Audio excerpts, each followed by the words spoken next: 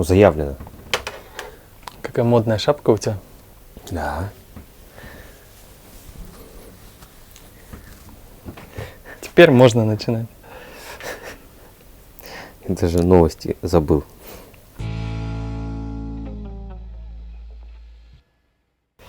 Привет, друзья! Вы смотрите канал Эхо Питера. Саша Карельский, Ваня Червинский. Всем, друзья, большой салем. Это же англоязычный канал. Ола, амигос. Нет, надо, знаешь как? Салем, амигос. Hello, Dostar, my friends.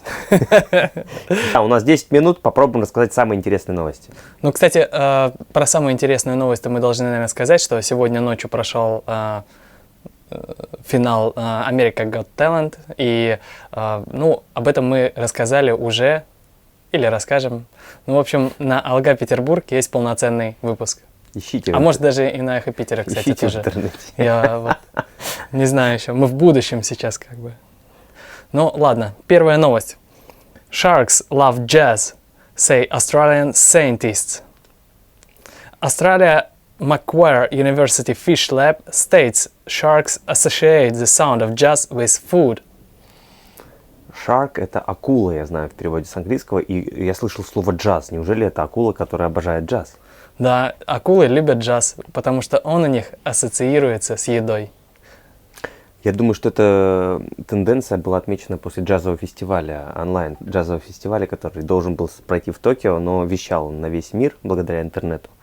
И вот акулы пристрастились, наверное, все-таки. А я думаю, что теперь, наверное, любители яхт, любители катеров перестанут так часто включать джаз на своих лодках. Чтобы не привлекать внимание акул. У меня вот такая новость, Вань. У кого как прошли выходные, а вот Димаш Кудайберген весело и с пользой провел этот уикенд со своим другом Ербалатом Кудайбергеном. Они, Вань, перепевали классику Элтона Джона. Да. What I got to do? А дальше я не помню. Саш, что можно сказать? Элтон Джон — это же классика рока, да? Да. Да, ты чего, Элтон Джон, он рокер. А я всегда думал, у него такая мелодичная музыка.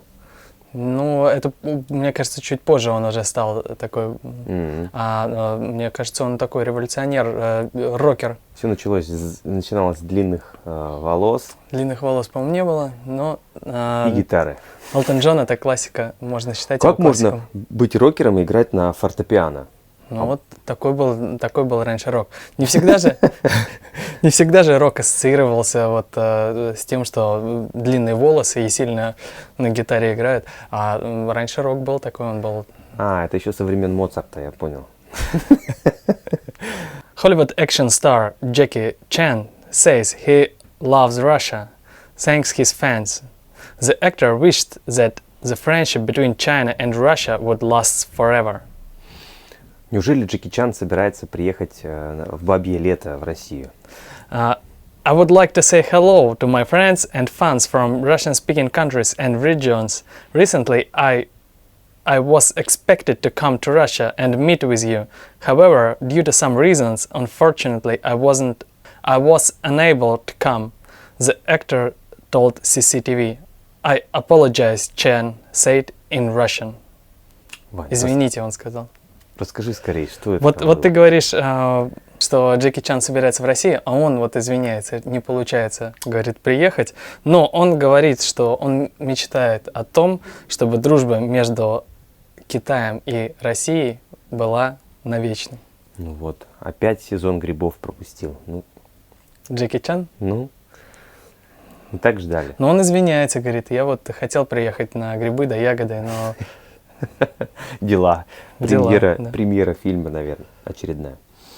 Так, а у меня вот такая, Вань, новость. Фанатка Димаша из Перу, проживающая в настоящее время в США, Дел Тернер, создала чудесную иллюстрированную детскую книжку, где главным героем является собачка по имени Маха. Она очень хорошо известна всем Диарс. И я, на самом деле, впервые услышал об этой собачке, а оказывается, во-первых, эту новость вы можете посмотреть на официальном портале dimashnews.com, там она вышла более подробно. А собачка родилась таким образом. В 2018 году Димаш был в Китае, и это был год собаки. Его попросили нарисовать собаку одной линией, не отрывая руки от листа бумаги. И вот он нарисовал такую замечательную, красивую собачку, которая очень сильно всем понравилась. И до сих пор этот персонаж очень популярен среди диарс. Да, я тоже, кстати, знаю эту историю. Собачку зовут Маха, и в переводе с казахского, я так понимаю, это любовь. Да, а еще она там встречает оленей, а олени на английском это deers. Точнее, не deers, а deers. Deers, это вот... Нет, deers. Я помню. Получается, что она там как бы встречает deers. Ну, это такая метафора. Я только когда учился слово выговаривать, я очень часто поклонников Димаша как раз называл вот этим словом. Guess who is the highest paid actors of 2020? Yes, Dwayne Johnson is number one. Again. Дуэйн Джонсон. Да, что-то хочет сделать снова. Да, он снова самый высокооплачиваемый актер.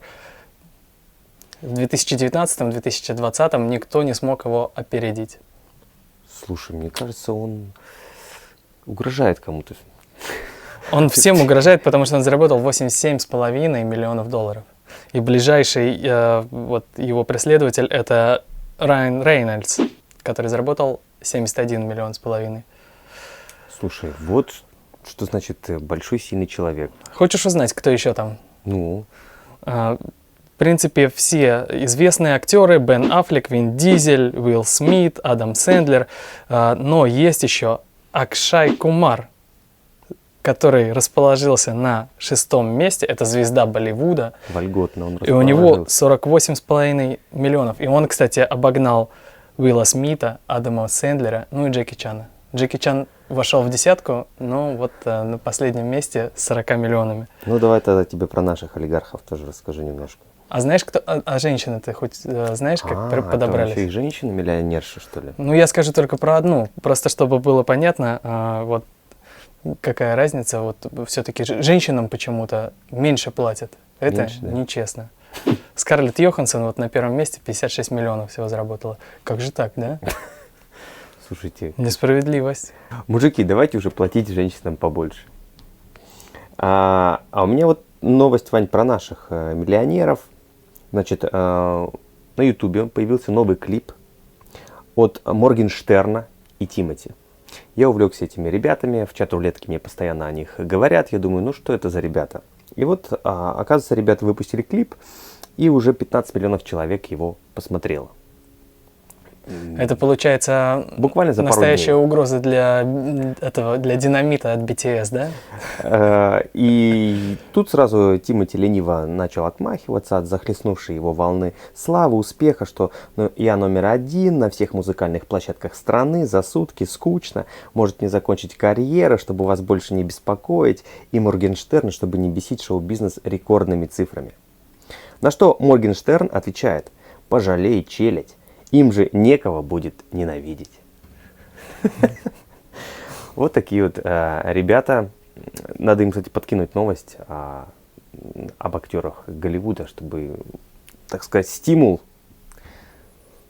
расти был дальше. Мне вот нравится вот предложение Тимати. На самом деле, мне кажется, что всему свое время, и надо уже молодым дарованиям дать дорогу. Так вот, Моргенштерн вроде как молодой, Ну, если он закончит, я думаю, что мало кто расстроится. Хотя молодежь, да, конечно, молодежь его любит, ценят. Ну, пожелаем ребятам удачи, надеюсь, что в будущем нас, конечно, ждут тоже молодые таланты. И вот, например, сейчас можно отметить Демберела Оржака, который вышел в полуфинал проекта «Ты супер». Я на него ставлю. А я, Вань, всерьез задумался над карьерой рэпера. Поэтому мне надо вот этот цилиндр отложить, наверное, в сторонку. И пойду сейчас выбирать себе какую-нибудь модную бейсболку. Ну что, я тогда Тимати смс-ку отправлю, что... Пусть готовит. Да, может готовиться. Ладно, друзья, всем пока. Сау баланездар, амигос.